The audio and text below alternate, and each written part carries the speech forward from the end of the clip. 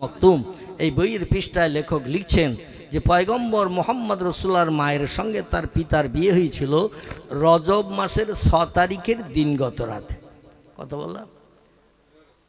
আরবি রজব মাস, এই যে মাস আমাদের কাছে এসেছে এই মাসটির নাম হলো জমাদিউস সানি। কি মাস বললাম? জমাদিউস সানি। সম্ভবত আজকের 18 তারিখ, গতকাল শুক্রবার গেছে না, কালকে 17 তারিখ চলে গেছে, আজকের 18 তারিখ। এই মাসটির পরে যে মাস আসবে সেই মাসটির নাম হবে রজব। কি মাস বললাম? রজব। এই রজব মাসের 6 তারিখের দিনগত রাত পয়গম্বর মোহাম্মদ রসুল্লাহর সঙ্গে আর মা আমিনার সঙ্গে, মোহাম্মদ রসুল্লাহর পিতা আবদুল্লাহর সঙ্গে আমিনার সঙ্গে বিয়ে হয়েছিল। যেদিন রাত্রে বিয়ে হয় ওই দিন রাত্রে স্বামী স্ত্রী, আমরা যেটাকে ফুলসজ্জার রাত বলি, হিন্দুয়ানা মতে বাসর রাত বলে। এটা বলবেন না, ওদের ধর্মীয় বিধানের মত অটোমেটিক আমাদের পাল্টিয়ে চলা উচিত। ঠিক বললাম না ভুল বললাম? আমাদের ধর্মীয় মতে ফুলসজ্জার রাত স্বামী স্ত্রীর বিয়ের পরে জীবনের প্রথম সাক্ষাৎ। হিন্দুয়ানা মতে বলে বাসর রাত। যেমন বেহুলা লক্ষ্মীদানের কথা আছে না, বাসর রাতে সাপ দংশন করেছিল, এ ঠিক কি না? আমি সে জায়গাটা দেখে এসেছি আপনার নেক দোয়ায়।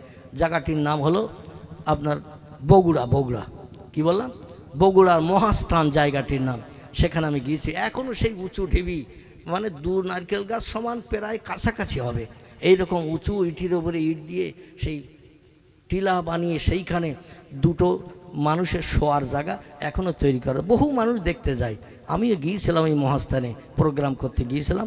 হাজি সাহেব আমার নানা বলে বলে ডাকি তারে। লোকটা বৃদ্ধ মানুষ, বয়স্ক মানুষ। তার মাদ্রাসা আছে, একটা মহিলা মাদ্রাসা। সেই মাদ্রাসা আমি অদম 2বার প্রোগ্রাম করতে গিয়েছি। তো ওনার ওই মাদ্রাসার একেবারে অপোজিটেই এই মহাস্থান। তো যাই হোক, সেখানে এখনও গেলে দেখতে পাওয়া যায় সে বেহুলা লক্ষ্মীদারের সেই কাণ্ড কারখানা, যেটা আপনাদের কাছে বলতে চাইছিলাম। বাসর রাত্রে কালনাগিনী সাপ দংশন করেছিল না, বাসর রাত বলে না? আমরা ওটা বাসর রাত বলবো না, আমরা ওটা বলবো ফুলসজ্জার রাত। যেদিন প্রথম বিয়ে হলো রজব মাসের 6 তারিখের দিনগত রাত, এশার নামাজ বাদ, এশার নামাজের পরে ওই দিন অনুষ্ঠান শেষের পরে স্বামী স্ত্রী এক জায়গায় একত্রিত হলেন। সেদিন স্বামী স্ত্রী মিলনের কারণে আল্লাহ পাক প্রথম দিনেই সন্তান মায়ের উদরে জন্মগ্রহণ করিয়েছিলেন। জোরে বলুন সুবহানাল্লাহ। আমার ভাইরা, ঐতিহাসিকেরা ইতিহাসে লিখেছেন এই রজব মাসের 6 তারিখের দিনগত রাত বিশ্বনবী মোহাম্মদ রসুল্লাহ পিতার কপাল থেকে নূরে মোহাম্মদ এটা মামিনার রেহেমের ভিতরে ঢুকে গিয়েছিল। জোরে বলুন একটু সুবহানাল্লাহ। এতদিন মক্কার মেয়েরা এবং পার্শ্ববর্তী এলাকার মেয়েরা আবদুল্লাহকে খুঁজে খুঁজে বেড়াতো। কোথায় আবদুল্লাহ? রাস্তাঘাটে পথে ঘুরে বেড়ায়, ওকে একটু দেখতে হবে। কারণ মাঝে মাঝে ওর কপালে বিদ্যুতের মতো চমক দিয়ে দিয়ে নূরে মোহাম্মদী জ্বলে উঠত। কিন্তু যেদিন বিয়ে হয়ে গেল সেদিন থেকে আর নূরে মোহাম্মদের চমক আবদুল্লাহর কপালে জ্বলে না, মামিনা রেহেমের থলিতে ঢুকে গেছে। জোরে বলুন সুবহানাল্লাহ। হিসাব করলে দেখা যায় রজব মাসের 6 তারিখের দিনগত রাত থেকে নিয়ে রবিউল আউয়াল মাসের 12 তারিখ হিসাব করলে কত হয় আমি একটু বলি, আপনারা গোনেন। রজব, শাবান, শাওয়াল, রজব, শাবান, রমজান, শাওয়াল, জিলকদ, জিলহজ, মুহররম, সফর, রবিউল আউয়াল, কত হলো? 9 মাস। এই 9 মাস পুরো হয় নাই। রবিউল আউয়ালের 12 তারিখ আর এদিকে রজবের 6 তারিখ। রজবে 6 দিন ঢুকিয়ে দিলে রবিউল আউয়ালে আর কদিন থাকবে? রবিউল আউয়ালের 12 থেকে 6 দিন কেটে নিয়ে রজবে ঢুকিয়ে রজব পুরো করলাম। তাহলে রজব হলো, এমন করে শাবান হলো, রমজান হলো, শাওয়াল হলো, জিলকদ হলো, জিলহজ হলো, মুহররম হলো, সফর হলো, কত হলো? 8 মাস হলো। আর ওদিকে 12 থেকে 6 দিন কেটে নিয়েছে, রজবে ঢুকিয়ে দিয়েছে। তাহলে কদিন থাকলো? 6 দিন। তাহলে এবার মোট কদিন হলো? হ্যাঁ, আলহামদুলিল্লাহ, এইটা হলো 8 মাস 6 দিন। আমাদের দেশে একটা মেয়েলি প্রবাদ আছে, বেটা ছেলেরাও সেটা বিশ্বাস করে চলে। সেটি হলো বাচ্চা মায়ের পেটে থাকে 10 মাস 10 দিন। এই বলে না, বলে না, শব্দরাটি বোধহয় বলে না, লাইন থাকার কারণে নাকি? আমাদের দিঘির পাড়ে বলে, কিন্তু বাচ্চা মায়ের পেটে থাকে 10 মাস 10 দিন। এটা মেয়েরা বলে আর ছেলেরা সেটাই মুখস্থ করে নিয়েছে। দেখবেন অনেক বক্তাও তত্ত্ব দিতে যেয়ে বলে 10 মাস 10 দিন মায়ের পেটের বাচ্চা ভূমিষ্ঠ হয়েছে, এ বলে না, অনেক বক্তাও বলে, কিন্তু হিসাব করে না। আল্লাহর কোরআনে তফসিরের কিতাবে লেখকেরা লিখেছেন, তফসিরে রুহুল বায়ান, তফসিরে মওজিহুল কোরআন, তফসিরে বায়ানুল কোরআন, তফসিরে বাইজাবি, তফসিরে কাশাফ, এমন করে তফসির বি জালালুল কোরআন, বিভিন্ন তফসিরের কিতাবে লেখকেরা লিখেছেন বাচ্চা মায়ের পেটে থাকে 280 দিন। কদিন? 280 দিন। এবার আমি আপনাদের কাছে জিজ্ঞাসাবাদ করি, 10 মাস 10 দিন হলে মায়ের পেটে থাকবে কদিন? 10 মাস হলে 30 দিন করে মাস ধরে, 30 10 300, আর 10 ধরলে 310। কিন্তু তফসির কারকেরা বলছেন মায়ের পেটে বাচ্চা থাকে 280 দিন। দুনিয়ার বিজ্ঞানীরাও একমত, বিজ্ঞানীরাও কোরআনের তফসিরের ব্যাখ্যাকারীদের ব্যাখ্যায় একমত দিয়েছেন। বাচ্চা মায়ের পেটে থাকে 280 দিন। 30 দিন করে হলে 3 9 কত হয়? 9 মাস। 3 9 27, আর 10 দিন ধরলে 9 মাস 10 দিন হয়। এটা বিজ্ঞানীরাও একমত, কোরআনের তফসিরও একমত। আর আল্লাহর কোরআনের ভিতরে আল্লাহ তথ্য জানিয়ে দিয়ে দিয়েছেন বাচ্চা মায়ের পেটে 10 মাস 10 দিন থাকে না, মায়ের পেটে থাকে 9 মাস 10 দিন। কদিন? 9 মাস 10 দিন স্বাভাবিক নিয়মে বাচ্চা পৃথিবীতে ভূমিষ্ঠ হয়। কিন্তু আমরা হিসাব রাখি ঠিক, বলতে যে 1 মাস বাড়িয়ে বলি। হিসাব রাখি ঠিক, 9 মাস পেরিয়ে গেলে প্রসূতির দিকে বাড়ির গার্জেন, মা, চাচি, দাদি, এরা সবাই খেয়াল রাখে 9 মাস পেরিয়ে গেছে, বাচ্চা হবে 2-4 দিনের ভিতরে। বলার সময় 10 মাস 10 দিন বলে, কিন্তু হিসাবে কিন্তু 9 মাস 10 দিনের বেশি বাচ্চা মায়ের পেটে থাকে না। এ স্বাভাবিক নিয়মে প্রসব হবেই হবে। আমার ভাইরা, হিসাবটা আমরা ঠিক রাখি, কিন্তু বলার সময় 1 মাস বাড়িয়ে বলি। আল্লাহ বলেন আমার পয়গম্বরকে পৃথিবীর সব মানুষের থেকে সেরা করে মর্যাদাবান করে পাঠিয়েছে। এই জন্য আমার পয়গম্বরের জন্মটা তোমাদের মতো স্বাভাবিক হবে না। আমি আল্লাহ পাক তাকে আলাদা করে দুনিয়ায় পাঠাবো, যাতে পৃথিবীর কোনো মানুষ যেন বলতে না পারে মোহাম্মদ যেমন আমিও তেমন, মোহাম্মদের জীবন আদর্শ যেমন আমিও তেমন। মোহাম্মদ গরিব ছিল, আমিও গরিব। মোহাম্মদ অভাবী ছিল, আমিও অভাবী। মোহাম্মদ বাপ হারা ছিল, আমিও বাপ হারা। মোহাম্মদ 6 বছর বয়সে মা হারা হয়েছিল, আমিও মা হারা। এটা কোনো মানুষ বলে যেন আবার নবীর সামঞ্জস্য হতে না পারে। এই জন্য আমি কিছু কিছু ক্ষেত্রে নবীর জন্য মুজিজা দান করেছি। মুজিজার শব্দটি হলো আরবি ভাষা, এর আবিধানিক বাংলা অর্থ হলো অলৌকিক, তাজ্জব, আশ্চর্যান্বিত ঘটনা। জোরে বলুন একটু সুবহানাল্লাহ।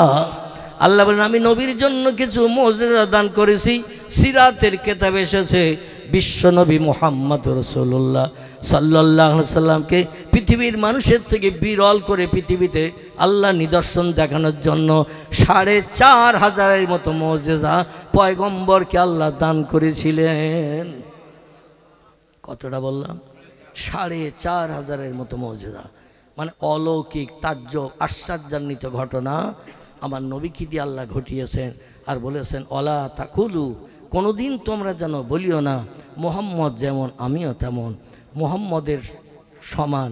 মোহাম্মদ বাপহারা, আমিও বাপহারা। মোহাম্মদ মাহারা, আমিও মাহারা। মোহাম্মদ উটভাড়া দুম্বা চড়িয়েছে, আমিও চড়িয়েছি। এই জন্য মোহাম্মদ যেমন আমিও তেমন। নাউজুবিল্লাহ, এমন কথাটা কাউকে বলতে দেব না। বিশ্বনবীর টোটাল 63 বছরের জিন্দিগি তোমরা অনুধাবন করে দেখো, বহু জায়গায় তোমাদের থেকে আমার নবীর জীবনী তারতম্য থাকবে। থাকবে না? থাকবে না?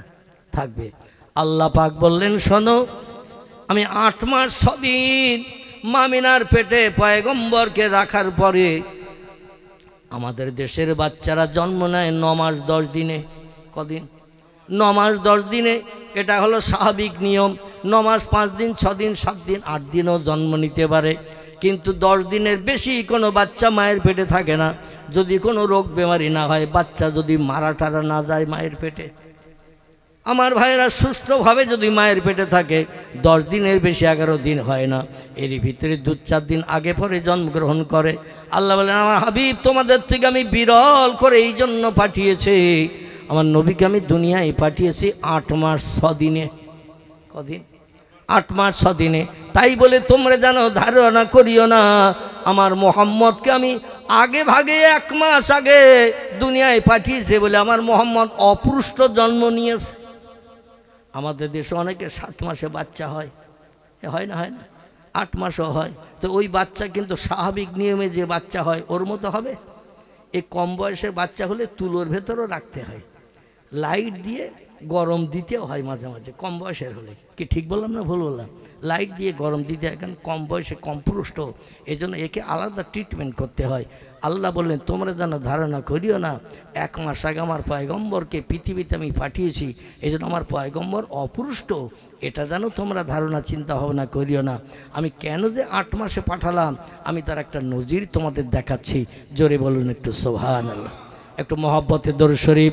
আল্লাহুম্মা সাল্লি আলা।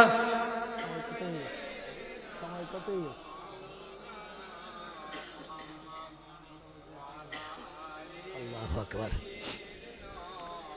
মাওলানা মুহাম্মদ, বেয়াদবি মাফ করবেন, আমার একটু যেতে হবে সেই সরবনগরের কাছাকাছি বিবিপুরে।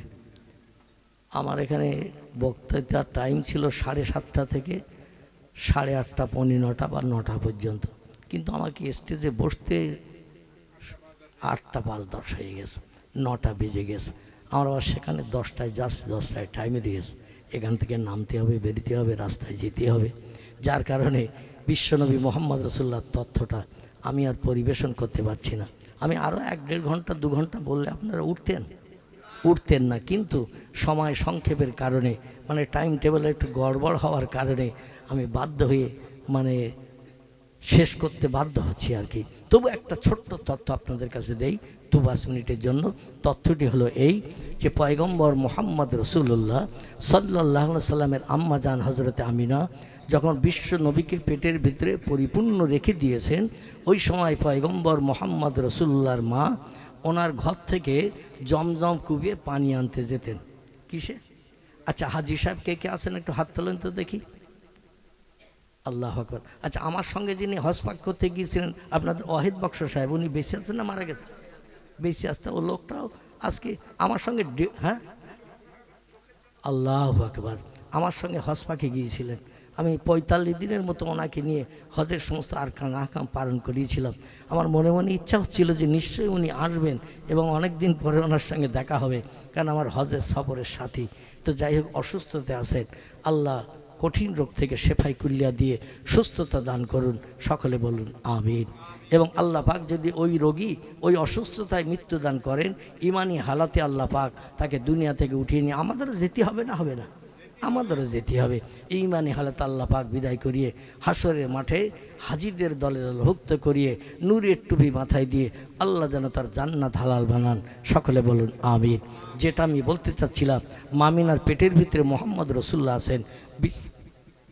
বিশ্বনবী মোহাম্মদ রসুল্লাহ সাল্লাল্লাহু আলাইহি সাল্লামের আম্মাজান থাকতেন মক্কার অধিবাসী বিশ্বনবীর চাচারা, কারবা নাম হারেস, কারবা নাম মোকাবেম, কারবা নাম হামজা, কারবা নাম আব্বাস, কারবা নাম আবু তালেব, কারবা নাম আবুল আহাব, কারবা নাম আবদুল্লাহ। এই আমার দিকে লক্ষ্য করেন, এই কয়জন ভাইদের ঘর ছিল মক্কার কাবা শরীফের পূর্ব দিকে একটা সাদা চাতোয়াল আছে, ইতালিয়ান শ্বেত পাথরের চাতোয়াল।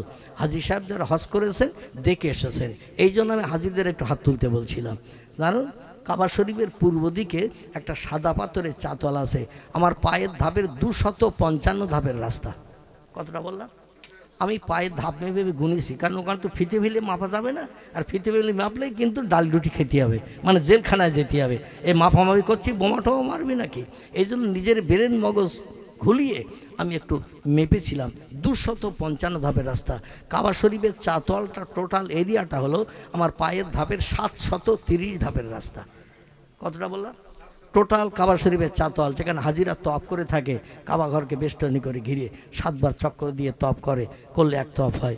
এই টোটাল এরিয়াটা হলো 730 ধাপের রাস্তা। সাফা মারোয়া সাই জায়গাটা হলো 560 ধাপের রাস্তা। কতটা বললাম? সাফা এবং মারোয়া দুটি পাহাড়ের মাঝখানে যে সাই করতে হয়, এই দুটি পাহাড়ের মাঝখানের দূরত্বটা হলো 560 ধাপের রাস্তা। তো যাই হোক, এই সাদা পাথরের চাতল থেকে আবার 175 ধাপের পায়ে হাঁটা রাস্তা গেলে মা আমিনার ঘরের দরজায় হাজির হওয়া যায়। মানে এতটা দূরে কাবা শরীফ থেকে মা আমিনার ঘরের দূরত্ব। একটা হলো সাদা পাথরের চাতল আর একটা লালি পাথরের চাতল। এই লালি পাথরের চাতলটা হলো 175 ধাপের রাস্তা। এইখানে মা আমিনার ঘর ছিল খেজুরের পাতার বেড়া দিয়ে বানানো ঘর। কিসের বেড়া? খেজুরের পাতার বেড়া দিয়ে বানানো ঘর। খেজুরের পাতা উপরে দিয়ে ছাউনি। বর্ষার পানি হলে ঘর ভিজত, সূর্যের রৌদ্র পড়লেও ঘর ভিজত। এই ঘরের দরজা ছিল দুটি। কটি বললাম? দুটি। একটা দরজা হলো উত্তর পূর্ব কর্নারে, আর একটা হলো পশ্চিম দিকের মাঝ পজিশনে। পশ্চিম দিকের মাঝ পজিশনের দরজাটা এখনও দেখতে পাওয়া যায়। উত্তর পূর্ব কর্নারের দরজাটা আর খোলা হয় না, দরজাটা লক আপ করা হয়েছে। এই দরজা দিয়ে মামিনা প্রয়োজনে কাজায় হাজতের জন্য, পেশাব পায়খানার জন্য বেরিয়ে পাহাড়ি এলাকায় চলে যেতেন, কারণ ওই দিকে ছিল পাহাড়। ওই পাহাড়ের দিকে চলে যেতেন আড়ালে আধারে। যাই হোক, আমি যেটা বলতে চাচ্ছিলাম, এই ঘর থেকে বেরিয়ে জমজম কুয়ে পানি নিতে যেতেন।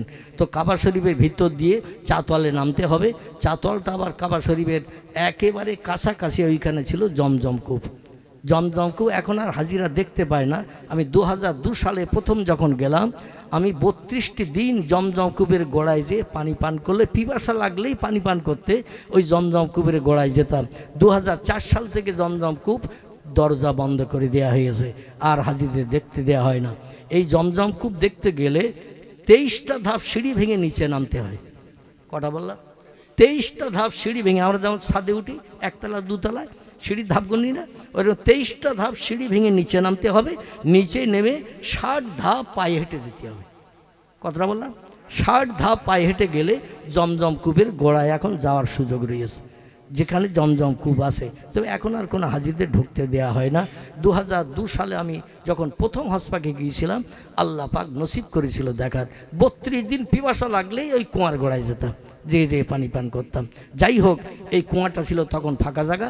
এখন টোটাল এই কাবা শরীফ চাতোয়ালে ছাদ দিয়ে বেষ্টনী করা আছে। মানুষ যা তওয়াফ করে কাবা শরীফ সব ছাদের উপরে ঘোরে, কিন্তু তলায় ফাঁকা জায়গা। এই যেমন সামেয়ানা করেছেন, ফাঁকায় বসে আছে, উপরে সামেয়ানা, এইরকম ছাদ দেওয়া রয়েছে টোটাল কাবা শরীফের চাতোয়ালটা। আমার ভাইরা, এই চাতোয়ালের এখানে মামিনা পানি আনতে আসতেন।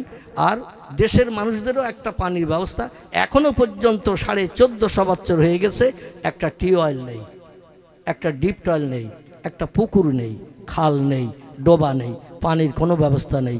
সেই 95 কিলোমিটার রাস্তা মক্কা নগরী থেকে পশ্চিম দিকে জেদ্দা বন্দর। কি বন্দর বললাম? লোহিত সাগর জেদ্দা বন্দর। এইখান থেকে গাড়িতে করে পানি নিয়ে শোধন করে মানুষের ঘরে ঘরে গোসল করার জন্য, উজু করার জন্য, বিভিন্ন কাজে ব্যবহারের জন্য পানি, নোনা পানি শোধন করে মিঠা বানিয়ে দেয়। আর জমজম কুয়ের পানি বাড়ি বাড়ি পৌঁছে দেওয়া হয়। এশার জামাতে নামাজ পড়ে সুন্নত নফল ইত্যাদি পড়াশোনা করতে আধা ঘন্টা সময় লাগে। যারা হাঁসের মতো মাথা ডুবোয় আর ওঠে, তাদের হয়তো সময় 15 মিনিট লাগবে। কিন্তু সবাই তো হাঁসের মতো মাথা ডুবোয় না আর ওঠে না, ঠিক কি না? কারণ রুকুতে গেলে অন্তত কমপক্ষে 3 বার সুবহানা রব্বিয়াল আজিম পড়তে হবে। সেজদায় গেলে কমপক্ষে সুবহানা রব্বিয়াল আলা 3 বার পড়তে হবে। তারপর সূরা কেরাত পড়তে হবে, তাসমিয়া পড়তে হবে, বিসমিল্লাহ শরীফ পড়তে হবে, পাটি পাক করতে হবে, ঠিক কি না?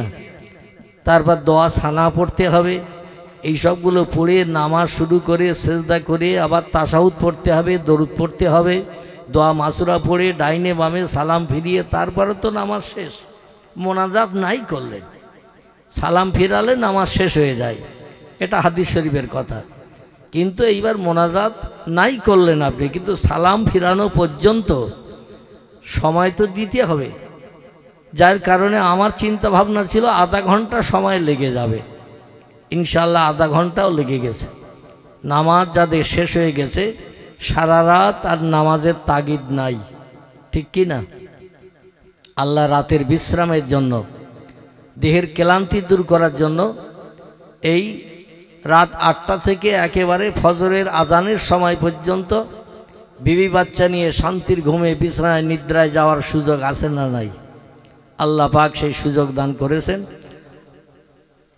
আগামীকাল বিশেষ করে ফজরের সময়, আগামীকাল বলবেন আজকের রাতের শেষ সময়, ফজরের আজান ধ্বনি শোনা না পর্যন্ত আল্লাহ পাক আমাদের ঘুমের ঘরে রাখবেন। আল্লাহ যদি ঘুম ভাঙায় তাহলে উঠব, আর ঘুম যদি না ভাঙায় এই এশার নামাজটাই শেষ নামাজ হলো, ঠিক কি না? আর নাউমু আখুল মাউত, আল্লাহ নবী হাদিস শরীফে জানিয়েছেন ঘুম হলো মরণের ভাই। কিসের ভাই? ঘুম হলো মরণের ভাই। ঘুমিয়ে পড়লাম মানে মরিয়ে গেলাম, ঠিক কি না? ঘরে যদি জিনিসপত্র কেউ চুরি করে নিয়ে যায় আর ঘুমিয়ে যদি থাকি, বলা যাবে কিছু? কিছুই বলা যাবে না। ঘুম ভেঙে উঠে দেখি আলমারি খোলা, দরজা খোলা, তখনই বোঝা যাবে যে মালমাত্রা কিছু সরিয়ে গেছে, ঠিক কি না? আজরাইল এসে যদি ঘুমের ঘরে একবার চাবি মরা দেয় তো আর কিছু খবর হবে? স্ত্রী স্বামী হওয়া যাবে? সন্তানের পিতা হওয়া যাবে? জায়গা জমির মালিক হওয়া যাবে? সব সময় সম্পত্তি, অর্থ সম্পদ থেকে আমাকে আপনাকে বঞ্চিত হয়ে একেবারে খালি হাতে মায়ের পেট থেকে যেমন এসেছিলাম, আবার খালি হাতে চলে যেতে হবে কবরে। শুধু ইজ্জত, শরমগা, গুপ্তাঙ্গ আবরণের জন্য একটু কাফনের কাপড় দিতে হয়, ঠিক কি না? আচ্ছা, গোসলের সময় কোমরে যদি একটা ঘুমসি থাকে, ওটাও গোসলের সময় কেটে দেবে না? হাতে যদি একটা তামার আংটি বা অন্য কোনো ধরনের স্টিল মার্কা আংটিও যদি পরানো থাকে, গোসলের সময় ওটাও খুলে দেবে না? আংটি সমেত কবরে দেয় তো নাকি? ঘুমসি সমেত দেয় তো নাকি? যেমন খালি এসেছি তেমন খালি যেতে হবে। শুধু ইজ্জত, শরমগা, গুপ্তাঙ্গ আবরণের জন্য শরীয়তের বিধান 3টে কাপড়, পুরুষের জন্য, মেয়েদের জন্য 5টা কাপড় দিয়ে জনম জনম আমাদের সেলাইবিহীন কাপড় নিয়ে কবরে যেতে হবে। এখন কাল সকাল পর্যন্ত বাঁচবো, মাঠে ঘাটে যাব, মাছের ঘেরি দেখতে যাব, বাজারে বাজার করতে যাব। এ সার্টিফিকেট কে কে দিতে পারবেন? একটু হাত তোলেন তো দেখি। কেউ দিতে পারবেন? কেউ দিতে পারবেন না। কারণ ফায়েজা যা আজালুহুম লা ইয়াস্তাখিরুনা সাআতাও ওয়ালা ইয়াস্তাকদিমুন। জোরে বলি একটু আল্লাহু আকবার। আল্লাহ বলছেন মরণের সময়কাল যার নসিবে যেটা আমি নিহিত করে রেখেছি, 1 সেকেন্ড আগে 1 সেকেন্ড পরে মরণ কারো হবে না। আইনামা তাকুনু ইউদরিকুমুল মাউতু ওয়ালাউ কুনতুম ফি বুরুজিম মুশাইয়াদা। আল্লাহ কোরআনে বলছেন মরণের চাবিকাঠি আমার হাতে, সেটা আমি আজরাইলকে ন্যস্ত করে দিয়েছি। কাকে? আজরাইলের হাতে দিয়েছি। সব চাবিকাঠি আল্লাহর হাতে। আল্লাহ কয়েকজন ফেরেশতাকে নিযুক্ত করেছেন, কিছু কাজের দায়িত্ব দিয়েছেন। যেমন জিবরিল আমিন, কি নাম বললাম? জিবরিল আমিন। এনার দায়িত্ব দিয়েছেন পৃথিবীতে যারা পয়গম্বর হবে, নবী হবে, আসমানি ওহী তাদের কাছে নিয়ে আসার, এবং আল্লাহর আসমানি কেতাব, আল্লাহর কিছু তথ্য মানুষকে জানিয়ে দিয়ে, পয়গম্বরদের জানিয়ে দিয়ে জনগণের কাছে বর্ণনা করার জন্য জিবরিল আমিনকে নিহিত করা হয়েছে। জিবরিলের আরেকটা কাজ আছে। পয়গম্বর মোহাম্মদ রসুল্লাহ বলেছেন আমার ইন্তেকালের পরে জিবরিল আর পৃথিবীতে আসবে না। জিবরিল পৃথিবীতে আর আসবে না। জিবরিল বললেন ইয়া রসুল আল্লাহ, আপনার প্রাণনাশ করে নিয়ে যাওয়ার পরে আমি আর পৃথিবীতে আসব না। নবী বললেন তাহলে আমার উম্মতের উপায় কী হবে? জিবরিল বললেন ইয়া রসুল আল্লাহ, আমি আসবো 10টা বার। আপনার ইন্তেকালের পরে পৃথিবীতে আমি আসবো 10টা বার। কবার? 10 বার। তবে আপনার উম্মতের জন্য কোনো নেমাত, উপঢৌকন, তোহফা কিছুই আল্লাহর তরফ থেকে আনবো না। আমার কাজ হলো আল্লাহর তরফ থেকে মানুষের জন্য বিপদে মুসিবতে সাহায্য করার জন্য কিছু নেমাত, উপঢৌকন আনা। কিন্তু আমি কোনো উপঢৌকন নিয়ে আসবো না। আমি আসবো 10টা জিনিস পৃথিবী থেকে উঠিয়ে নিয়ে যাওয়ার জন্য। আর এই 10টা জিনিস যতদিন উঠিয়ে নিয়ে না যাব ততদিন পর্যন্ত পশ্চিম দিকে সূর্য উদয় হবে না। কোন দিকে? এখন সূর্য ওঠে কোন দিকে? পূর্ব দিকে। আল্লাহ রসুল বলছেন লা তাকুমুস সাত, ওই দিন পর্যন্ত দুনিয়া ধ্বংস হবে না, পৃথিবী ধ্বংসলীলা যজ্ঞের শুরু হবে না, ধ্বংসলীলা যজ্ঞ শুরু হবে না, বা পৃথিবী ধূলিসাৎ হবে না যতদিন না পর্যন্ত পশ্চিম দিকে সূর্য উদয় না হবে। রসুল বলছেন এজা তাকুমুসাত, সেদিন দুনিয়া ধ্বংস হবে যেদিন সূর্য এজা তুলিয়ে শামসে মাগরিবেহা, পশ্চিম দিকে যেদিন গাছের মাথার দিক থেকে ডগবগ করে সূর্য উদয় হতে দেখবে।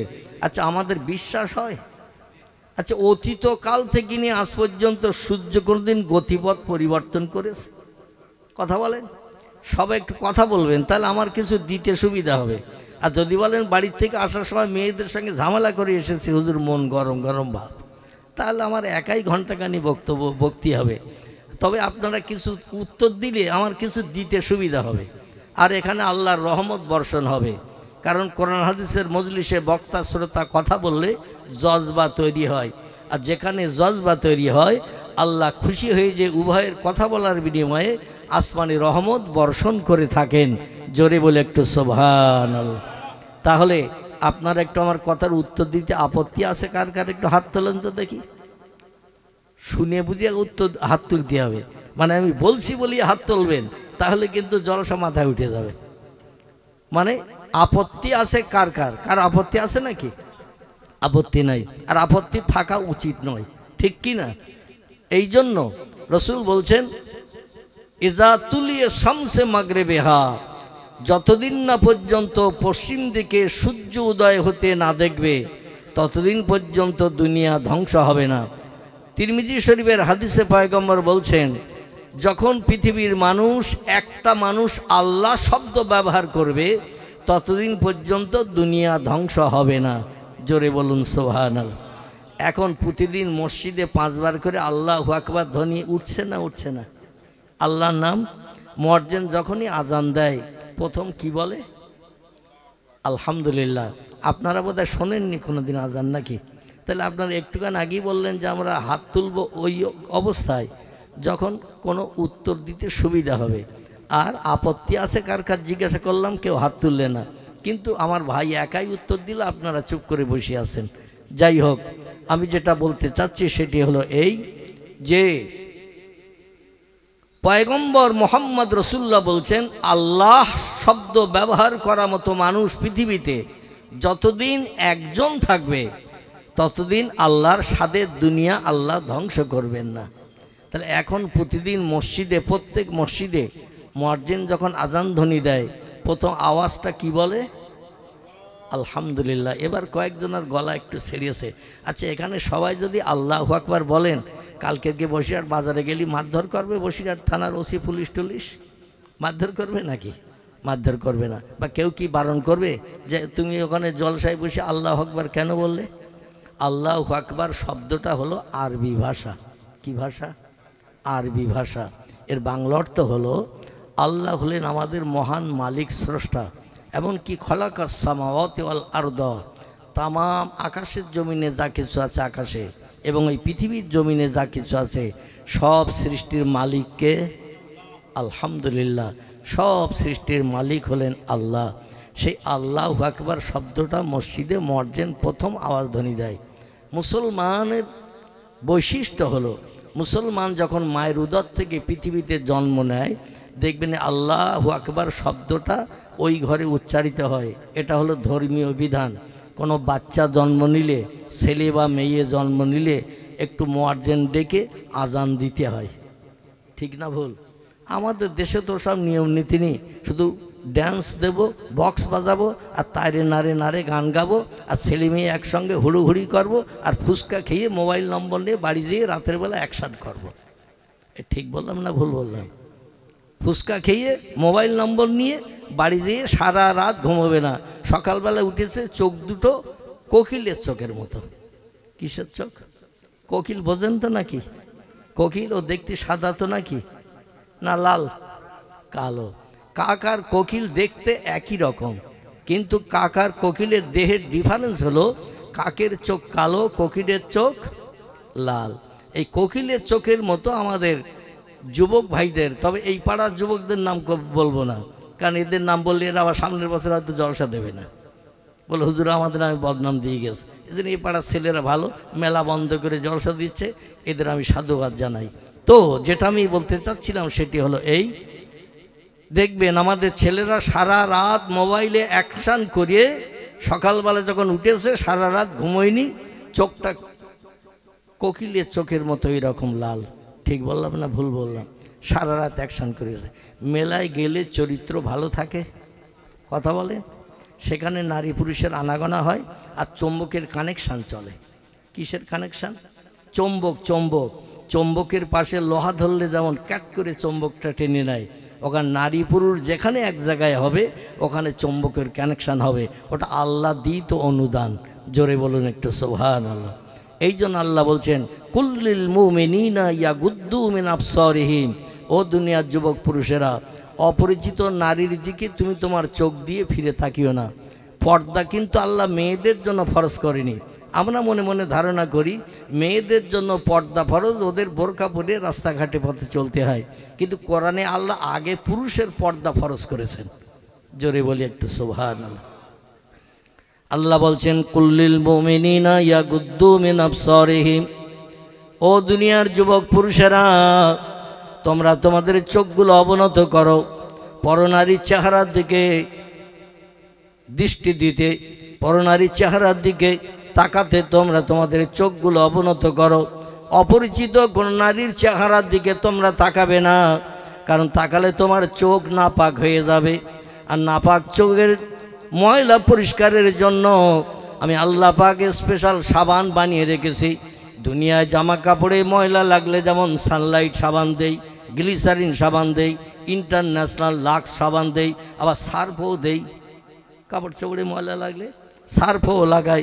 আল্লাহ বলছেন চোখে যদি ময়লা মাখি আমার দরবারে আসো, আমার জান্নাত হলো পবিত্র জায়গা, এখানে নাপাক চোখ নিয়ে ঢোকার কোনো পারমিশন নাই। হাতে যদি নাপাকি ময়লা লাগাও, ফুচকা কিনে যদি মোমেন আমেনার হাতে দিয়ে দাও, কোনো বাদাম ভাজা পেঁয়াজি পাঁপড় ফুরুলি কিংবা পাঁপড় ভাজা যদি কোনো অবৈধ মেয়ের হাতে দিয়ে দাও, তোমার হাত নাপাক হয়ে গেল। টেলিফোনে গত রাত্রে কথা হয়েছে আগামীকাল 5ই পৌষ মেলা হবে, মেলায় যেন তোমারে পাই। ফোনের মাধ্যম দিয়ে অ্যাকশান হলো, দিনের বেলা দিনে দিনে সময় সময় এক জায়গায় হওয়া গেল। এই পা দিয়ে যে হেঁটে গেছেন মেলায়, পাও নাপাক হয়ে গেল। ঠোঁট দিয়ে যদি তারে কোনো এক গাছের তলায় নিয়ে কথাবার্তা বলেন, প্রেমের গল্প গুজব করেন, ভবিষ্যৎ জীবনে আপন বানাবেন চিন্তা ভাবনার গল্প গুজব করেন, ঠোঁট নাপাক হয়ে গেল। এই চোখ নাপাক হলো, ঠোঁট নাপাক হলো। আমার আপনার কানে যদি অবৈধ নারীর কোনো প্রেমের গল্প গুজব শুনি, আমার কানও নাপাক হয়ে গেল। হাতে যদি কোনো তোহফা গিফট তুলে দেই, হাতও নাপাক হয়ে গেল। পায়ে হেঁটে যদি গাছতলায় সেখানে যাই, তেঁতুল তলায়, আমরা তলায়, বটতলায়, আমার পা নাপাক হয়ে গেল। আল্লাহ বলেন বডির অঙ্গ প্রত্যঙ্গ সব নাপাক বানিয়ে ফেলেছ, এই নাপাক বডি নিয়ে আমার জান্নাতে ঢুকতে পারবে না। তোমার নাপাক বডির ময়লা পরিষ্কারের জন্য আমি ইন্টারন্যাশনাল লাক্স বানিয়ে রেখেছি।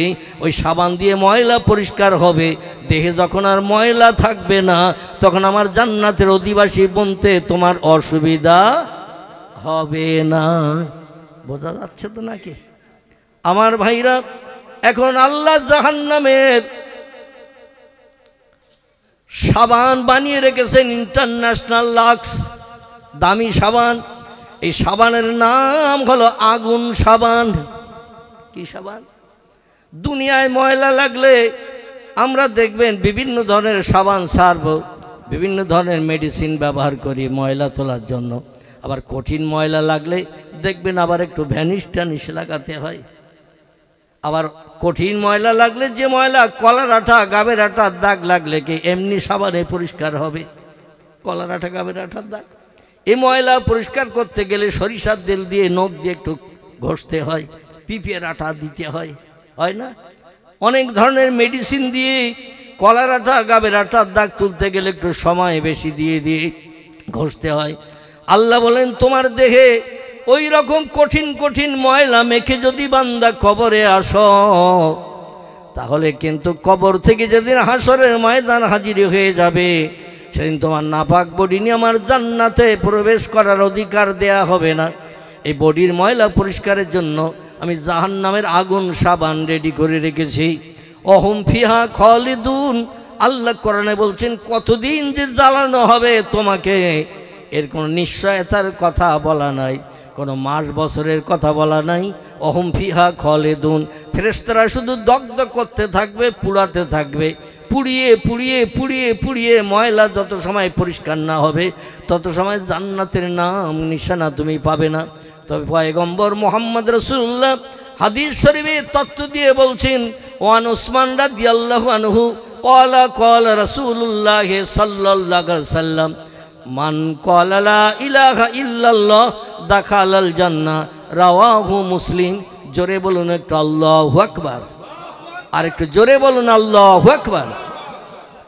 বিশ্ব নবীর প্রিয় জামাই, যার নাম হযরত ওসমান গনি জিন্নুরাইন, যিনি নবীজির দুটি কন্যা বিয়ে করার সুযোগ পেয়েছিলেন। কটি? দুটি মেয়ে বিয়ে করার সুযোগ পেয়েছিলেন। পয়গম্বরের মেয়ে ছিল কটি? কটি? একজনের কণ্ঠে শুনলাম, আর কেউ জানেন না? আলহামদুলিল্লাহ। পয়গম্বরের কন্যা ছিল 4টি, ছেলে ছিল কটি? 2টি। ছেলে ছিল না? নাউজুবিল্লাহ। আল্লাহ পাক পয়গম্বরের পুত্র সন্তান দিয়েছিলেন অধিকাংশ বর্ণনাকারীদের মতে 3টি। কটি? কিছু বর্ণনাকারী বলেছেন 4টি। ছেলে ছিল 4টি, মেয়েও ছিল 4টি। তো অধিকাংশ বর্ণনাকারীদের মতে একটা ছেলের 2টো নাম ছিল, যার কারণে ছেলের সংখ্যা 3টি বলেছেন, মেয়ের সংখ্যা 4টি বলেছেন। বড় মেয়ের নাম ছিল জয়নব। কি নাম? জয়নব। মেজো মেয়ের নাম ছিল রোকায়া। কি নাম? রোকায়া। সেজো মেয়ের নাম ছিল এমন করে উম্মে কুলচুম। কি নাম? উম্মে কুলচুম। ছোট মেয়ের নাম ছিল হযরতে ফাতেমাতুজ জাহরা, যার সার্টিফিকেট হলো সাইয়্যিদাতুন নিসা।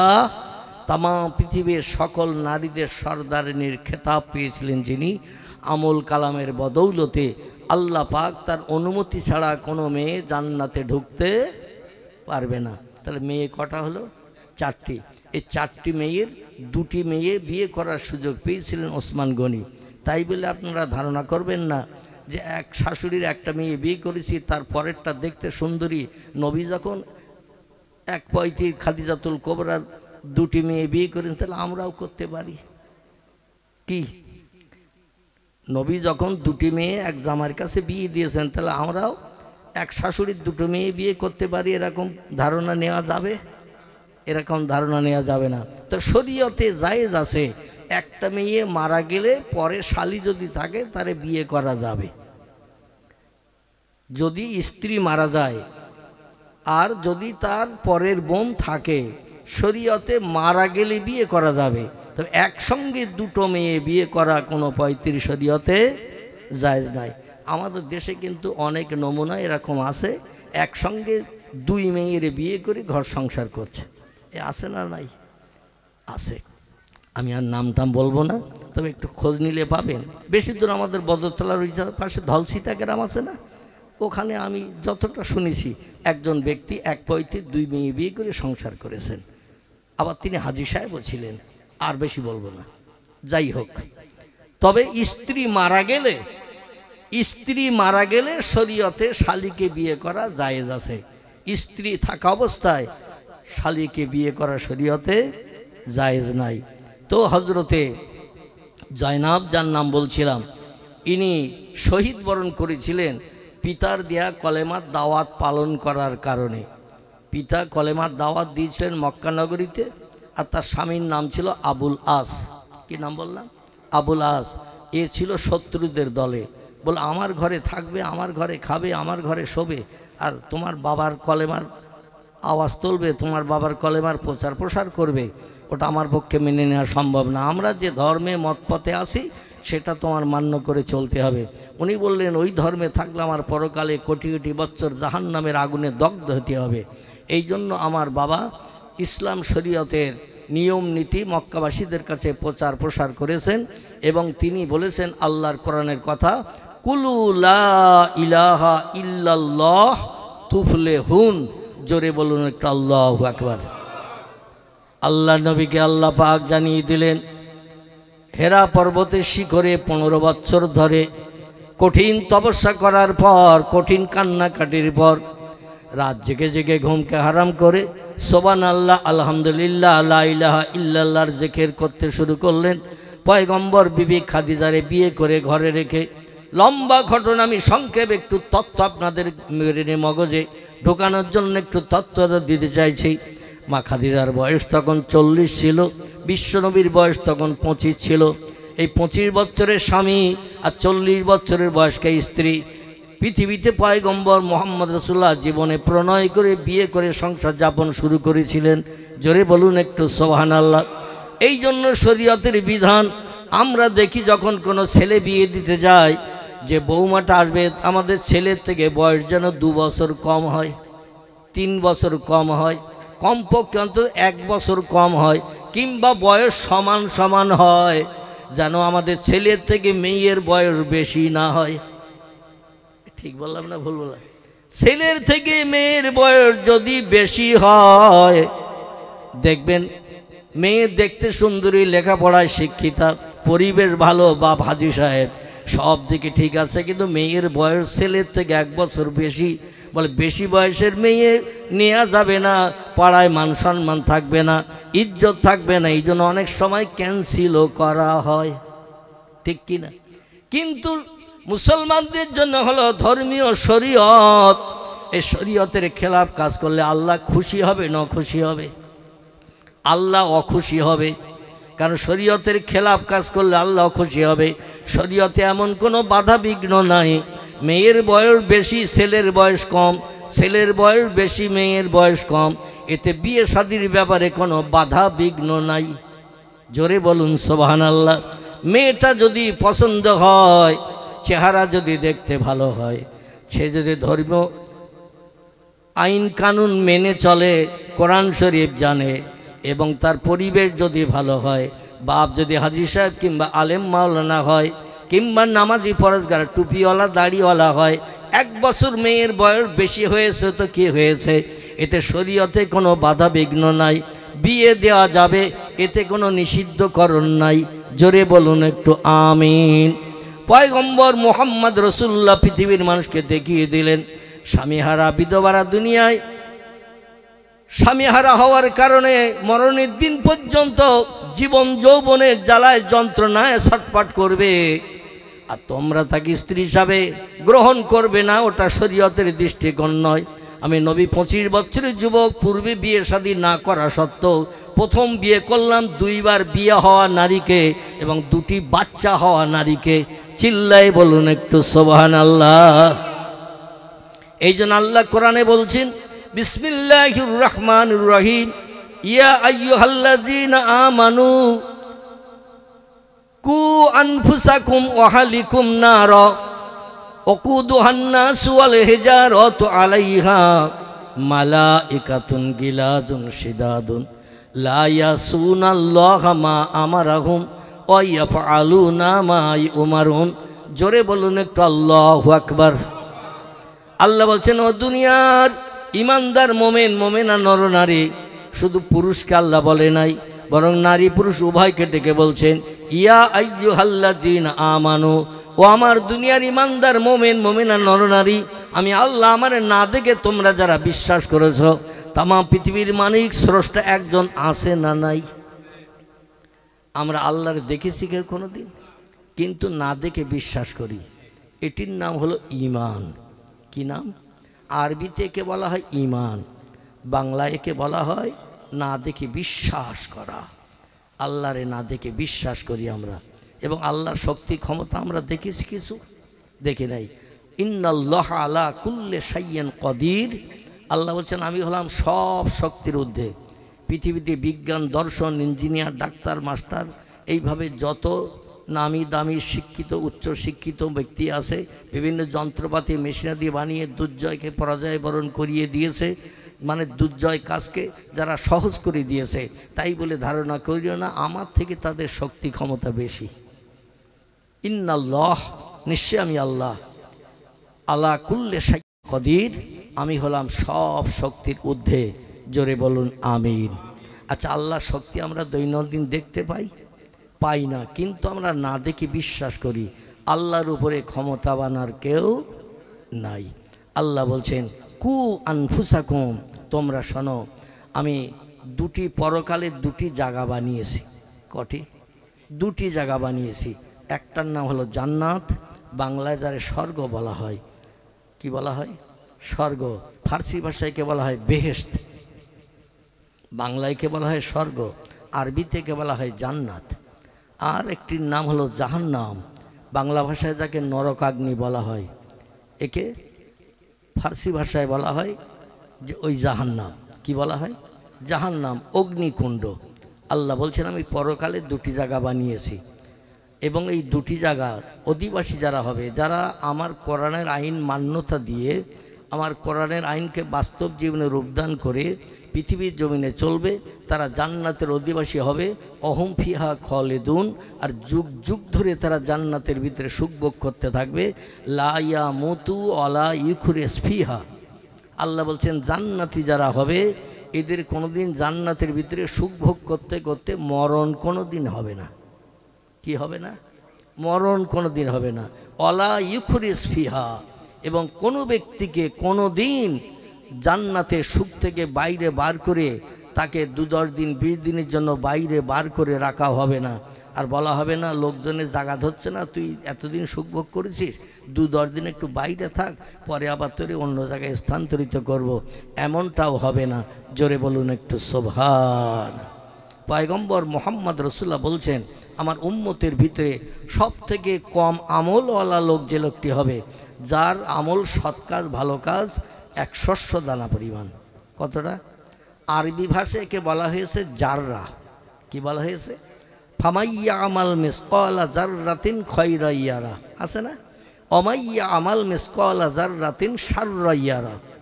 আল্লাহ বলছেন 1 শস্য দানা পরিমাণ সৎ কাজ করে ভালো কাজ করে যে লোকটি পরকালে হাসরে আমার কাছে হাজিরি দেবে, আমি আল্লাহ পাক তারও এই সৎ কাজের প্রতিদান দেব। অমাইয়া আমাল মিসকালা জাররাতিন শাররা ইয়ারা, এবং যে লোকটি পৃথিবীতে 1 শস্য দানা পরিমাণ অসৎ কাজ করবে, খারাপ কাজ করবে, সেও হাসরে মাঠে তার প্রতিদান পাবে। তবে একটা লাভের কথা আপনাদের কাছে বলি। এখন অপরাধ করেছি মনে করুন 3টে শস্যের দানা, কথা মোতাবেক 3টে শস্যের দানা পরিমাণ অপরাধ আমার হয়েছে, জাররা 3টে, কিন্তু আমার সৎ কাজ আছে 4টে শস্যের দানা। তাহলে ভালো কাজ বেশি না খারাপ কাজ বেশি? কোনটা বেশি? ভালোটা বেশি। আলহামদুলিল্লাহ। অনেক সময় অনেক শ্রোতারা কিন্তু চিন্তা ভাবনা করতে গিয়ে চুপ করে বসে থাকে। আমি দেখলাম সদরাটির মানুষের ব্রেন মগজ এখনও ঘুম ঢুলঢুলু আসে, মানে ঘুম ঢুলঢুলু ভাব লাগলে তখন বক্তা কি বলতেছে কি যে জিজ্ঞাসা করবে এই চিন্তা ভাবনাও থাকে না।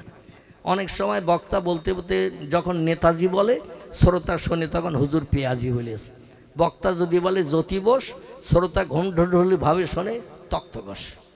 এই ঘুম ঢুলঢুলু ভাব যখন লাগে তখন বলে একরকম, শোনে আর এক রকম। তো এখনও ঘুমের রেশ আসেনি, কারণ এখন রাত 8টা, ঠিক কি না?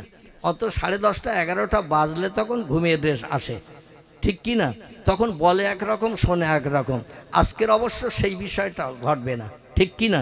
তাহলে তার খারাপ কাজ মনে করুন 3টে শস্যের দানা দৃষ্টান্তস্বরূপ, আর ভালো কাজ হলো 4টে শস্যের দানা।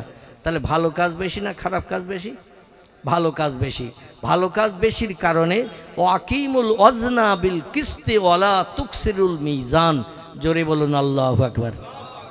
আচ্ছা, একটু কোরআন পাকের আয়াত আর হাদিস পাক পড়ছি, আপনাদের অসুবিধা হচ্ছে না তো? মানে একঘেয়ে বক্তব্য শুধু কেচ্ছা কাহিনী বললে আপনাদের মগজে কিছু ঢোকাতে পারবে না। আর যেখানে কোরআন হাদিসের কথা বলা না হবে, কোরআনের আয়াত পড়া না হবে, হাদিস শরীফ যেখানে পাঠ করা না হবে, সে মজলিসটা আমার কাছে শুকনো মজলিস। কি মজলিস? শুকনো মজলিস। ওখানে কোনোদিন আল্লাহর রহমত পাওয়া যাবে না। কারণ আল্লাহ কোরআনে বলছেন ইযা কুরিয়াল কুরআনু ফাসতামিউ লাহু ওয়ানসিতু লাআল্লাকুম তুরহামুন। জোরে বলুন একটা আল্লাহু আকবার। আল্লাহ বলছেন ফাইজা কুরিয়াল কোরআন, যেখানে আমার আসমানি ভাষা লহে মাহফুজের সংরক্ষিত মিষ্টি মধুর সত্যবাণী সত্য কথা কোরআন যেখানে পঠিত হয়, কোরআন যেখানে তেলাওয়াত হয়, কোরআন যেখানে আলোচনা করা হয়, ফাসতামিউ লাহু, একাগ্র চিত্রে মনোনিবেশ সহকারে আমার কোরআনের আলোচনা তোমরা শ্রবণ করতে থাকো, শুনতে থাকো। কারণ কোরআনের কথা সব মিথ্যা তো নাকি? তাহলে কোরআনের কথা কি? আর একটু জোরে বলেন। কোরআনের কথা যদি সত্য হয় তাই নবীজির জবানি আরবি ভাষায় যাকে হাদিস শরীফ বলা হয়, হাদিসের কথা সব মিথ্যা তো নাকি? তাহলে কোরআনও মিথ্যা না, হাদিসও মিথ্যা না? আলহামদুলিল্লাহ।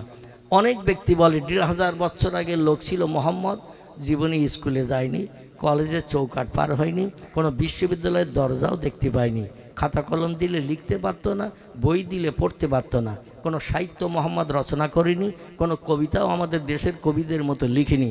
এজন্য মোহাম্মদ ছিল মূর্খ লোক। কি লোক? মূর্খ লোক।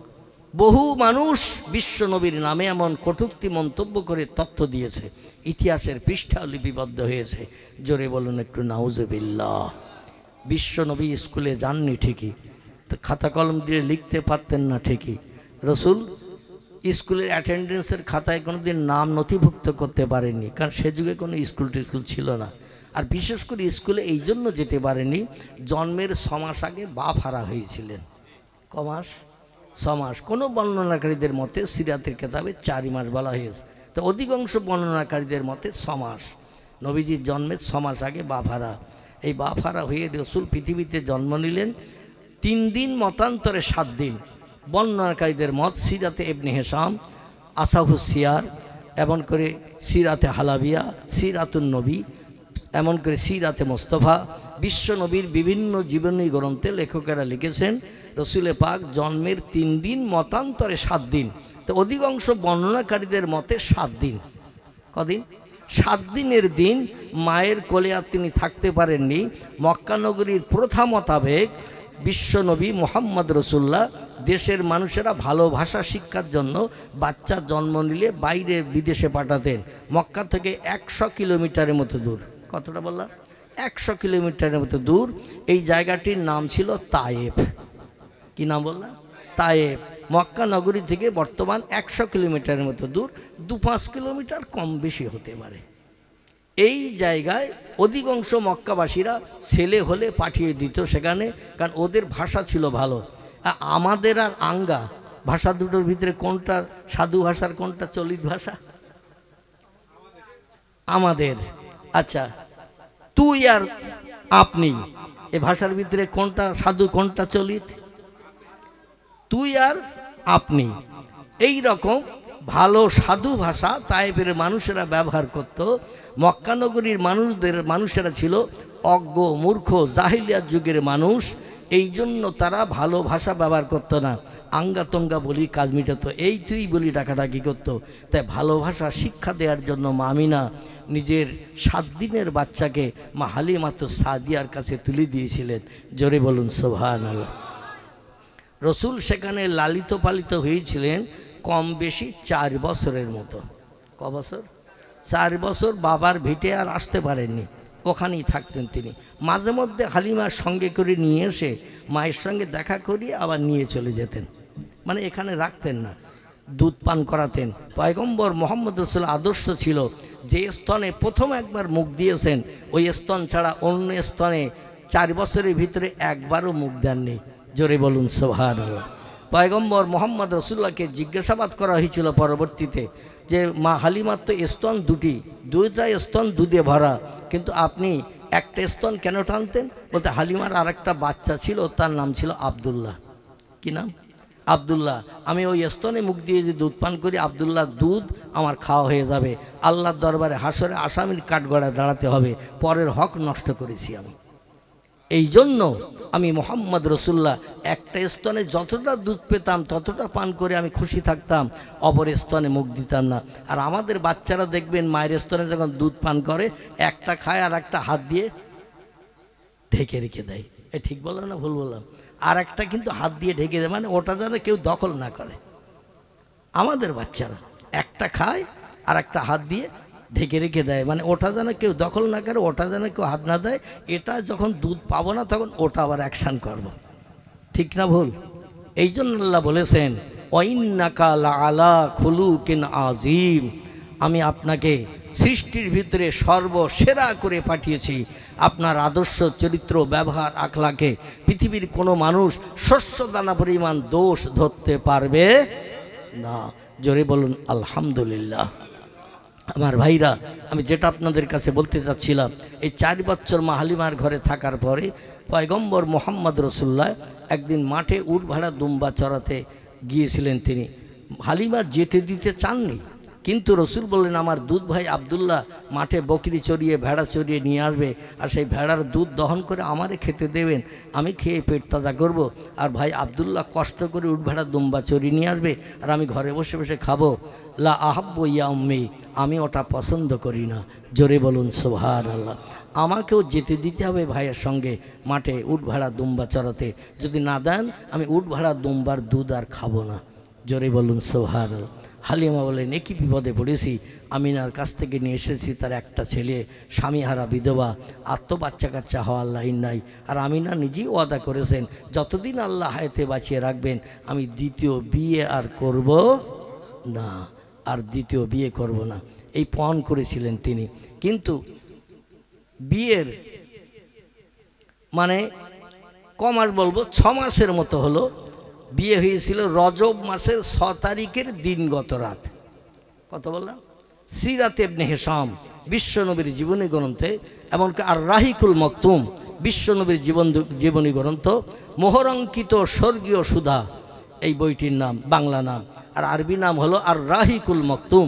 এই বইয়ের পৃষ্ঠায় লেখক লিখছেন যে পয়গম্বর মোহাম্মদ রসুল্লাহর মায়ের সঙ্গে তার পিতার বিয়ে হয়েছিল রজব মাসের 6 তারিখের দিনগত রাত।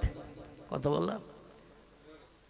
আরবি রজব মাস, এই যে মাস আমাদের কাছে এসেছে, এই মাসটির নাম হলো জমাদিউস সানি। কি মাস বললাম? জমাদিউস সানি। সম্ভবত আজকের 18 তারিখ, গতকাল শুক্রবার গেছে না, কালকে 17 তারিখ চলে গেছে, আজকের 18 তারিখ। এই মাসটির পরে যে মাস আসবে সেই মাসটির নাম হবে রজব। কি মাস বললাম? রজব। এই রজব মাসের 6 তারিখের দিনগত রাত পয়গম্বর মোহাম্মদ রসুল্লাহর সঙ্গে আর মা আমিনার সঙ্গে, মোহাম্মদ রসুল্লাহর পিতা আবদুল্লাহর সঙ্গে আমিনার সঙ্গে বিয়ে হয়েছিল। যেদিন রাত্রে বিয়ে হয় ওই দিন রাত্রে স্বামী স্ত্রী, আমরা যেটাকে ফুলসজ্জার রাত বলি, হিন্দুয়ানা মতে বাসর রাত বলে। এটা বলবেন না, ওদের ধর্মীয় বিধানের মত অটোমেটিক আমাদের পাল্টিয়ে চলা উচিত। ঠিক বললাম না ভুল বললাম? আমাদের ধর্মীয় মতে ফুলসজ্জার রাত, স্বামী স্ত্রীর বিয়ের পরে জীবনের প্রথম সাক্ষাৎ। হিন্দুয়ানা মতে বলে বাসর রাত। যেমন বেহুলা লক্ষ্মীদানের কথা আছে না, বাসর রাতে সাপ দংশন করেছিল, এ ঠিক কি না? আমি সে জায়গাটা দেখে এসেছি আপনার নেক দোয়ায়। জায়গাটির নাম হলো আপনার বগুড়া। বগুড়া কি বললাম? বগুড়ার মহাস্থান জায়গাটির নাম। সেখানে আমি গিয়েছি। এখনও সেই উঁচু ঢিবি, মানে 2 নারকেল গাছ সমান প্রায় কাছাকাছি হবে, এইরকম উঁচু ইটির ওপরে ইট দিয়ে সেই টিলা বানিয়ে সেইখানে 2টো মানুষের শোয়ার জায়গা এখনও তৈরি করা। বহু মানুষ দেখতে যায়। আমিও গিয়েছিলাম এই মহাস্থানে, প্রোগ্রাম করতে গিয়েছিলাম। হাজি সাহেব আমার নানা বলে বলে ডাকি তারে। লোকটা বৃদ্ধ মানুষ, বয়স্ক মানুষ, তার মাদ্রাসা আছে একটা মহিলা মাদ্রাসা, সেই মাদ্রাসা আমি অদম 2বার প্রোগ্রাম করতে গিয়েছি। তো ওনার ওই মাদ্রাসার একেবারে অপোজিটেই এই মহাস্থান। তো যাই হোক, সেখানে এখনও গেলে দেখতে পাওয়া যায় সেই বেহুলা লক্ষ্মীদারের সেই কাণ্ড কারখানা, যেটা আপনাদের কাছে বলতে চাইছিলাম। বাসর রাত্রে কালনাগিনী সাপ দংশন করেছিল না, বাসর রাত বলে না?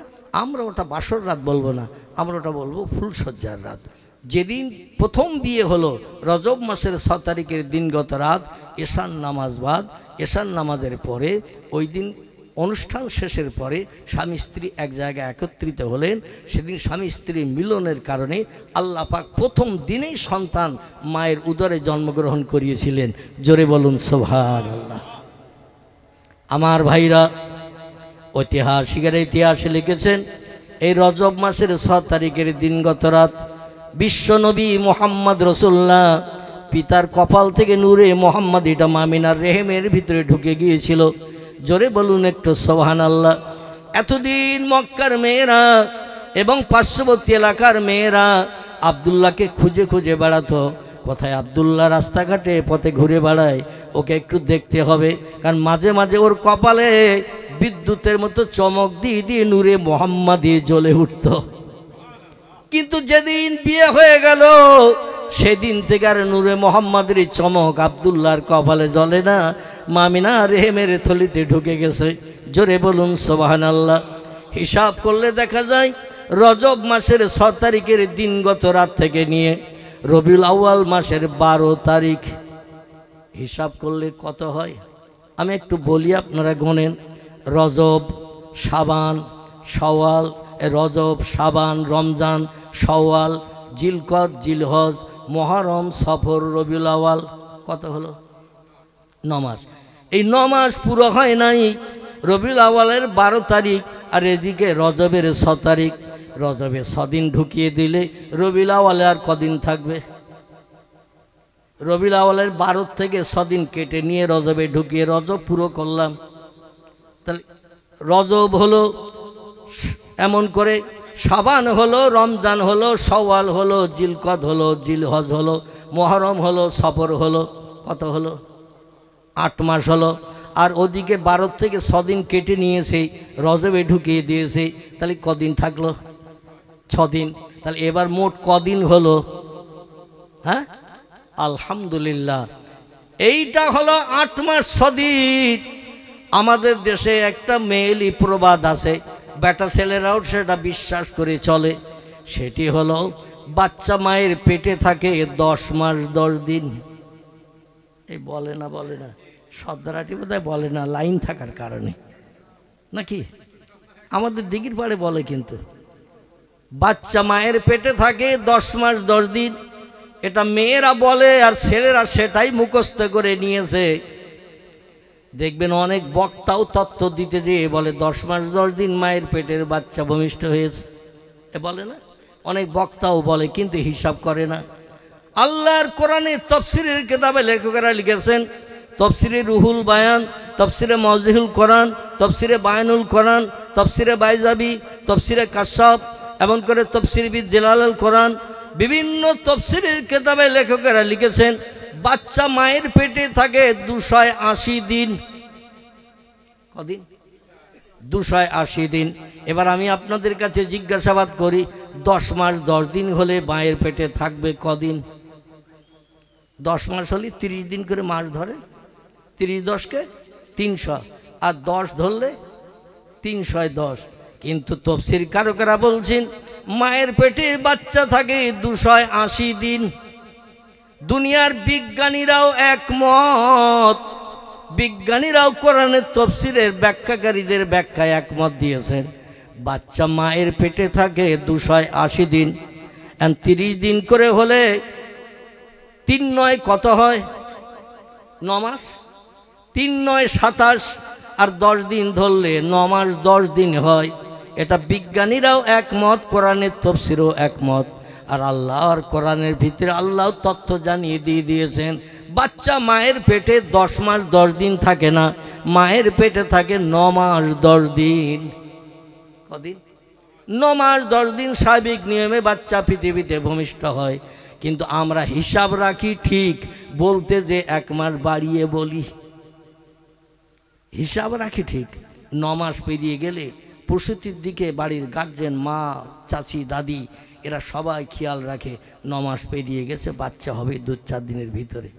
বলার সময় 10 মাস 10 দিন বলে, কিন্তু হিসাবে কিন্তু 9 মাস 10 দিনের বেশি বাচ্চা মায়ের পেটে থাকে না। এ স্বাভাবিক নিয়মে প্রসব হবেই হবে। আমার ভাইরা, হিসাবটা আমরা ঠিক রাখি, কিন্তু বলার সময় 1 মাস বাড়িয়ে বলি। আল্লাহ বলেন আমার পয়গম্বরকে পৃথিবীর সব মানুষের থেকে সেরা করে মর্যাদাবান করে পাঠিয়েছে। এই জন্য আমার পয়গম্বরের জন্মটা তোমাদের মতো স্বাভাবিক হবে না। আমি আল্লাহ পাক তাকে আলাদা করে দুনিয়ায় পাঠাবো, যাতে পৃথিবীর কোনো মানুষ যেন বলতে না পারে মোহাম্মদ যেমন আমিও তেমন, মোহাম্মদের জীবন আদর্শ যেমন আমিও তেমন। মোহাম্মদ গরিব ছিল, আমিও গরিব। মোহাম্মদ অভাবী ছিল, আমিও অভাবী। মোহাম্মদ বাপ হারা ছিল, আমিও বাপ হারা। মোহাম্মদ 6 বছর বয়সে মা হারা হয়েছিল, আমিও মা হারা। এটা কোনো মানুষ বলে যেন আবার নবীর সামঞ্জস্য হতে না পারে। এই জন্য আমি কিছু কিছু ক্ষেত্রে নবীর জন্য মুজিজা দান করেছি। মুজিজা শব্দটি হলো আরবি ভাষা, এর আবিধানিক বাংলা অর্থ হলো অলৌকিক, তাজ্জব, আশ্চর্যান্বিত ঘটনা। জোরে বলুন একটু সুবহানাল্লাহ। আল্লাহ বলেন আমি নবীর জন্য কিছু মুজিজা দান করেছি। সিরাতের কিতাবে এসেছে বিশ্বনবী মুহাম্মদ রাসূলুল্লাহ সাল্লাল্লাহু আলাইহি সাল্লামকে পৃথিবীর মানুষের থেকে বিরল করে পৃথিবীতে আল্লাহ নিদর্শন দেখানোর জন্য ৪৫০০০-এর মতো মুজিজা পয়গম্বরকে আল্লাহ দান করেছিলেন। কতটা বললাম? ৪৫০০০-এর মতো মুজিজা, মানে অলৌকিক তাজ্জব আশ্চর্যান্বিত ঘটনা আমার নবীকে দিয়ে আল্লাহ ঘটিয়েছেন। আর বলেছেন অলা তাকুলু, কোনোদিন তোমরা যেন বলিও না মুহাম্মদ যেমন আমিও তেমন, মুহাম্মদের সমান, মোহাম্মদ বাফারা আমিও বাফারা, মোহাম্মদ মাহারা আমিও মাহারা, মোহাম্মদ উটভাড়া দুম্বা চড়িয়েছে আমিও চড়িয়েছি, এই জন্য মোহাম্মদ যেমন আমিও তেমন। নাউজুবিল্লাহ, এমন কথাটা কাউকে বলতে দেব না। বিশ্বনবীর টোটাল ৬৩ বছরের জিন্দিগি তোমরা অনুধাবন করে দেখো, বহু জায়গায় তোমাদের থেকে আমার নবীর জীবনী তারতম্য থাকবে। থাকবে না? থাকবে না? থাকবে। আল্লাহ পাক বললেন শোনো, আমি ৮ মাস ৬ দিন মামিনার পেটে পয়গম্বরকে রাখার পরে আমাদের দেশের বাচ্চারা জন্ম নেয় ৯ মাস ১০ দিনে। কদিন? ৯ মাস ১০ দিনে। এটা হলো স্বাভাবিক নিয়ম। ৯ মাস ৫ দিন ৬ দিন ৭ দিন ৮ দিনও জন্ম নিতে পারে, কিন্তু ১০ দিনের বেশি কোনো বাচ্চা মায়ের পেটে থাকে না, যদি কোনো রোগ বেমারি না হয়, বাচ্চা যদি মারা টারা না যায় মায়ের পেটে। আমার ভাইয়েরা, সুস্থভাবে যদি মায়ের পেটে থাকে 10 দিনের বেশি 11 দিন হয় না, এর ভিতরে 2-4 দিন আগে পরে জন্মগ্রহণ করে। আল্লাহ বলেন আমার হাবিব তোমাদের থেকে আমি বিরল করে এই জন্য পাঠিয়েছি, আমার নবীকে আমি দুনিয়ায় পাঠিয়েছি 8 মাস 6 দিনে। কদিন? 8 মাস 6 দিনে। তাই বলে তোমরা যেন ধারণা করিও না আমার মোহাম্মদকে আমি আগে ভাগে 1 মাস আগে দুনিয়ায় পাঠিয়েছে বলে আমার মোহাম্মদ অপুষ্ট জন্ম নিয়েছে। আমাদের দেশে অনেকে 7 মাসে বাচ্চা হয়, হয় না? হয় না? 8 মাসও হয়। তো ওই বাচ্চা কিন্তু স্বাভাবিক নিয়মে যে বাচ্চা হয় ওর মতো হবে? এই কম বয়সের বাচ্চা হলে তুলোর ভেতরও রাখতে হয়, লাইট দিয়ে গরম দিতেও হয় মাঝে মাঝে, কম বয়সের হলে। কি ঠিক বললাম না ভুল বললাম? লাইট দিয়ে গরম দিতে হয়, কারণ কম বয়সে কম পুরুষ্ট, এই জন্য একে আলাদা ট্রিটমেন্ট করতে হয়। আল্লাহ বললেন তোমরা যেন ধারণা করিও না 1 মাস আগে আমার পয়গম্বরকে পৃথিবীতে আমি পাঠিয়েছি, এই জন্য আমার পয়গম্বর অপুরুষ্ট, এটা যেন তোমরা ধারণা চিন্তা ভাবনা করিও না। আমি কেন যে 8 মাসে পাঠালাম আমি তার একটা নজির তোমাদের দেখাচ্ছি। জোরে বলুন একটু সুবহানাল্লাহ। একটু মহব্বতে দরুদ শরীফ। আল্লাহুম্মা সাল্লি আলা।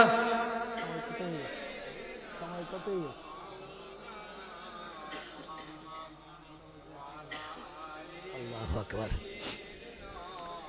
মাওলানা মুহাম্মদ।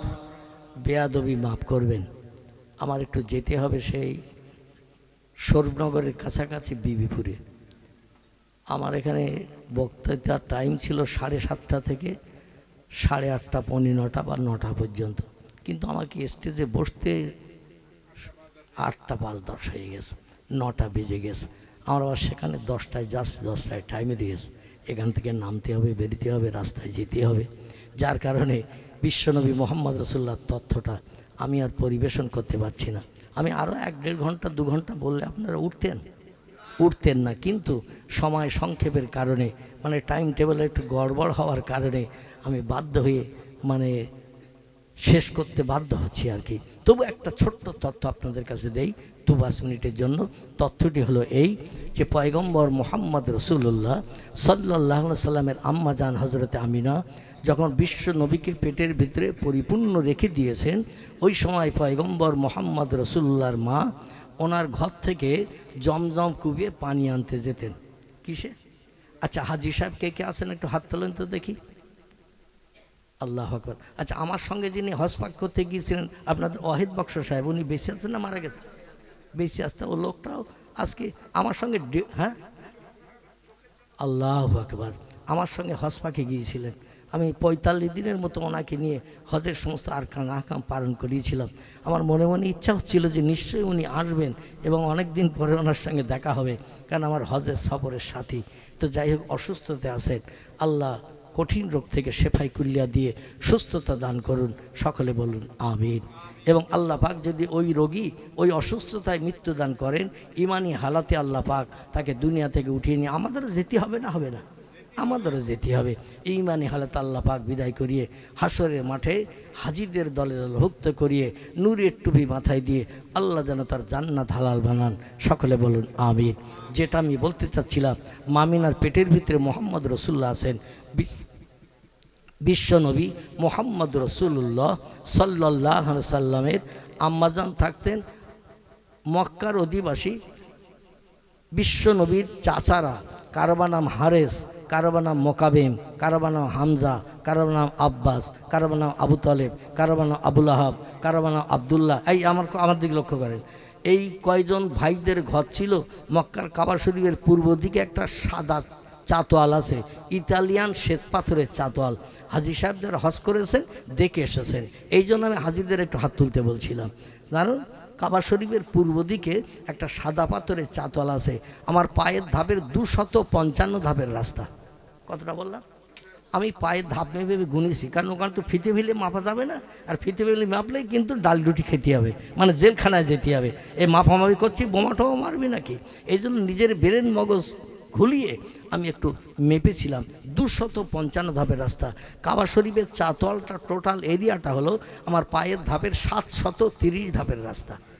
কতটা বললাম? টোটাল কাবা শরীফের চাতোয়াল, যেখানে হাজিরা তপ করে থাকে, কাবা ঘরকে বেষ্টনী করে ঘিরে 7 বার চক্র দিয়ে তপ করলে এক তপ হয়। এই টোটাল এরিয়াটা হলো 730 ধাপের রাস্তা। সাফা মারোয়া সাই জায়গাটা হলো 560 ধাপের রাস্তা। কতটা বললাম? সাফা এবং মারোয়া দুটি পাহাড়ের মাঝখানে যে সাই করতে হয়, এই দুটি পাহাড়ের মাঝখানের দূরত্বটা হলো 560 ধাপের রাস্তা। তো যাই হোক, এই সাদা পাথরের চাতোয়াল থেকে আবার 175 ধাপের পায়ে হাঁটা রাস্তা গেলে মা আমিনার ঘরের দরজায় হাজির হওয়া যায়। মানে এতটা দূরে কাবা শরীফ থেকে মা আমিনার ঘরের দূরত্ব। একটা হলো সাদা পাথরের চাতোয়াল, আর একটা লালি পাথরের চাতোয়াল। এই লালি পাথরের চাতোয়ালটা হলো 175 ধাপের রাস্তা। এইখানে মা আমিনার ঘর ছিল খেজুরের পাতার বেড়া দিয়ে বানানো ঘর। কিসের বেড়া? খেজুরের পাতার বেড়া দিয়ে বানানো ঘর, খেজুরের পাতা উপরে দিয়ে ছাউনি। বর্ষার পানি হলে ঘর ভিজত, সূর্যে রৌদ্র পড়লেও ঘর ভিজত। এই ঘরের দরজা ছিল দুটি। কটি বললাম? দুটি। একটা দরজা হলো উত্তর পূর্ব কর্নারে, আর একটা হলো পশ্চিম দিকের মাঝ পজিশনে। পশ্চিম দিকের মাঝ পজিশনের দরজাটা এখনও দেখতে পাওয়া যায়। উত্তর পূর্ব কর্নারের দরজাটা আর খোলা হয় না, দরজাটা লক আপ করা হয়েছে। এই দরজা দিয়ে মামিনা প্রয়োজনে কাজায় হাজতের জন্য, পেশাব পায়খানার জন্য বেরিয়ে পাহাড়ি এলাকায় চলে যেতেন, কারণ ওই দিকে ছিল পাহাড়। ওই পাহাড়ের দিকে চলে যেতেন আড়ালে আধারে। যাই হোক, আমি যেটা বলতে চাচ্ছিলাম, এই ঘর থেকে বেরিয়ে জমজম কুয়ে পানি নিতে যেতেন। তো কাবা শরীফের ভিতর দিয়ে চাতোয়ালে নামতে হবে। চাতোয়ালটা আবার কাবা শরীফের একেবারে কাছাকাছি ওইখানে ছিল জমজম কূপ। জমজম কূপ এখন আর হাজিরা দেখতে পায় না। আমি 2002 সালে প্রথম যখন গেলাম, আমি 32টি দিন জমজম কূপের গোড়ায় যেয়ে পানি পান করলে, পিপাসা লাগলেই পানি পান করতে ওই জমজম কূপের গোড়ায় যেতাম। 2004 সাল থেকে জমজম কূপ দরজা বন্ধ করে দেওয়া হয়েছে, আর হাজিদের দেখতে দেওয়া হয় না। এই জমজম কূপ দেখতে গেলে 23টা ধাপ সিঁড়ি ভেঙে নিচে নামতে হয়। কটা বললাম? 23টা ধাপ সিঁড়ি ভেঙে। আমরা যেমন ছাদে উঠি একতলা দুতলায়, সিঁড়ির ধাপ গুনি না, ওইরকম 23টা ধাপ সিঁড়ি ভেঙে নিচে নামতে হবে। নিচে নেমে 60 ধাপ পায়ে হেঁটে যেতে হবে। কতটা বললাম? 60 ধাপ পায়ে হেঁটে গেলে জমজম কূপের গোড়ায় এখন যাওয়ার সুযোগ রয়েছে, যেখানে জমজম কূপ আছে। তবে এখন আর কোনো হাজিদের ঢুকতে দেওয়া হয় না।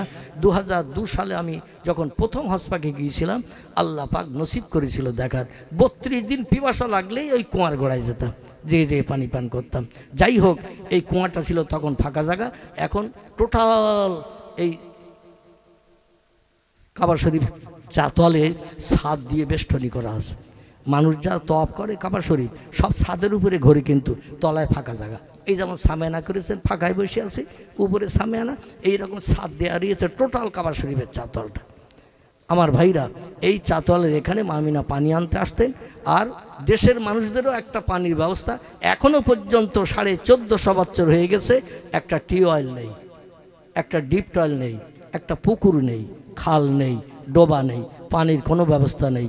সেই 95 কিলোমিটার রাস্তা মক্কা নগরী থেকে পশ্চিম দিকে জেদ্দা বন্দর। কি বন্দর বললাম? লোহিত সাগর জেদ্দা বন্দর, এইখান থেকে গাড়িতে করে পানি নিয়ে শোধন করে মানুষের ঘরে ঘরে গোসল করার জন্য, উজু করার জন্য, বিভিন্ন কাজে ব্যবহারের জন্য পানি, নোনা পানি শোধন করে মিঠা বানিয়ে দেয়। আর জমজম কুয়ের পানি বাড়ি বাড়ি পৌঁছে দেওয়া হয় ব্যালে করে করে খাওয়ার জন্য।